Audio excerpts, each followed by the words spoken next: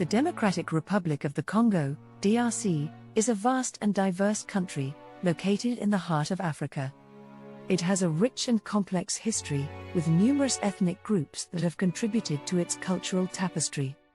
This video explores the ethnic groups and cultural diversity in the DRC 500 years ago, shedding light on the origins of today's Congolese society.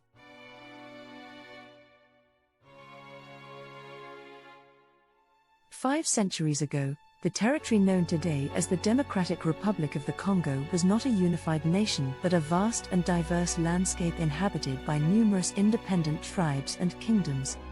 At the time, European contact with the region had just begun, with Portuguese explorers arriving at the Kingdom of Congo in the late 15th century.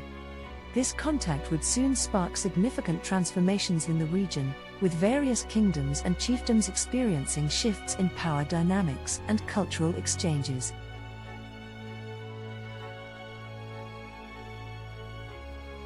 The Bantu-speaking peoples.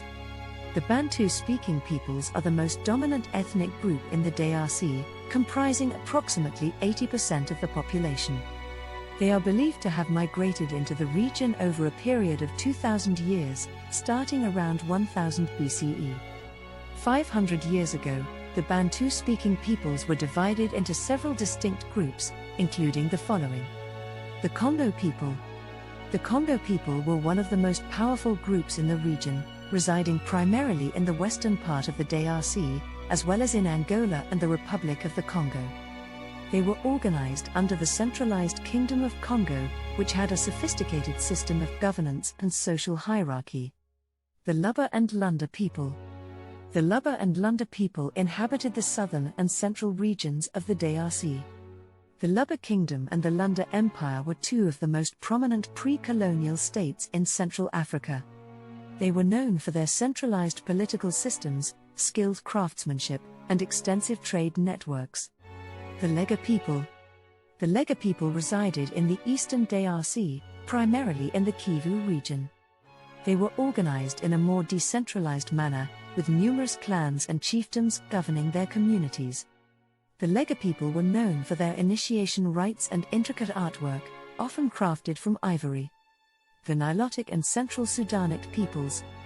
The Nilotic and Central Sudanic peoples inhabited the northeastern part of the DRC, including the regions of Otueli, Ituri, and Chopo. The most prominent groups among them were the Zandi, the Mangbitu, and the Bari people. The Zandi people. The Zandi people were a warrior society, known for their military prowess and political organization. They were organized under the Avungara Confederation, which was a loose alliance of chiefdoms that shared a common culture and political structure. The Mangbitu people. The Mangbitu people were renowned for their advanced political system, exceptional craftsmanship, and distinctive head elongation practices. They established the Mangbitu Kingdom, which was a highly centralized state that exercised control over neighboring chiefdoms. The Bari people. The Bari people were primarily pastoralists, relying on cattle herding as their main source of livelihood. They were organized in decentralized, clan-based communities. Cultural diversity and interaction.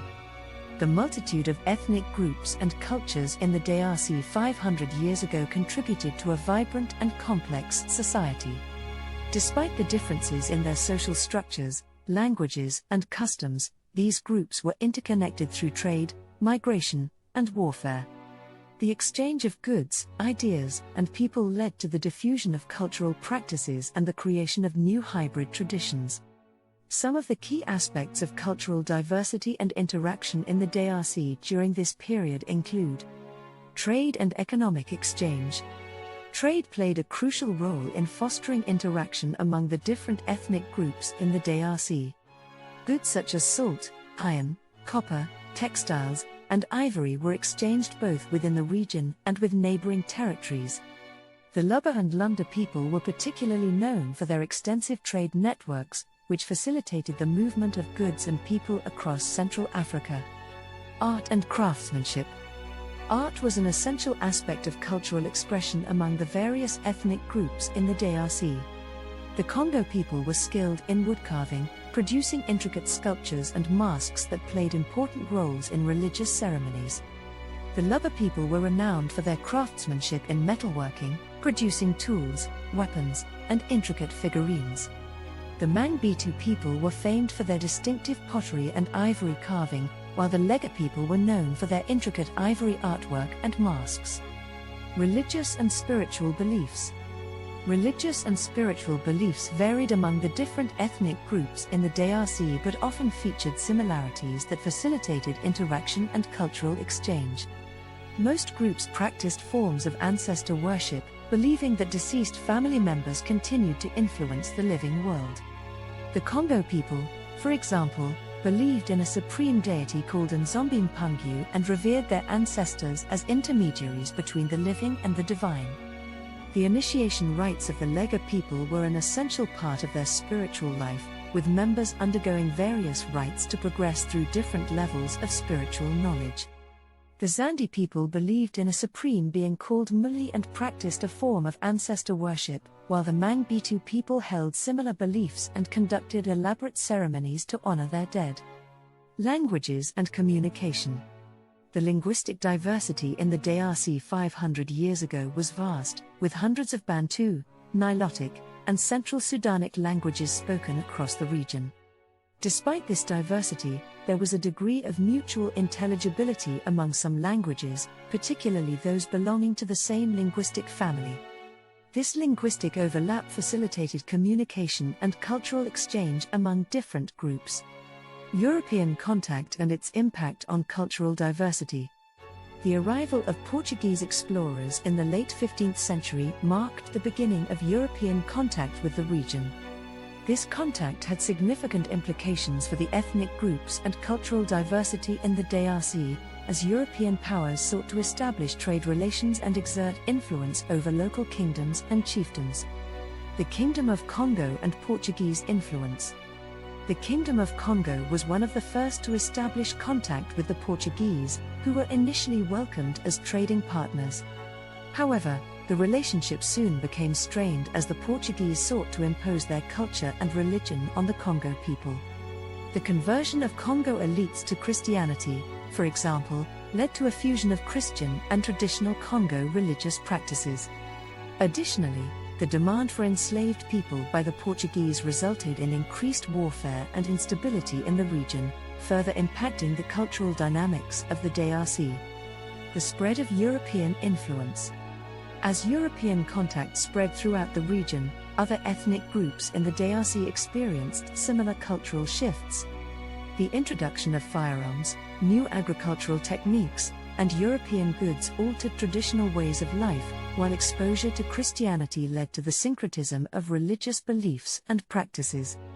The slave trade, in particular, had a profound impact on the region, as rivalries and conflicts escalated, and communities were disrupted.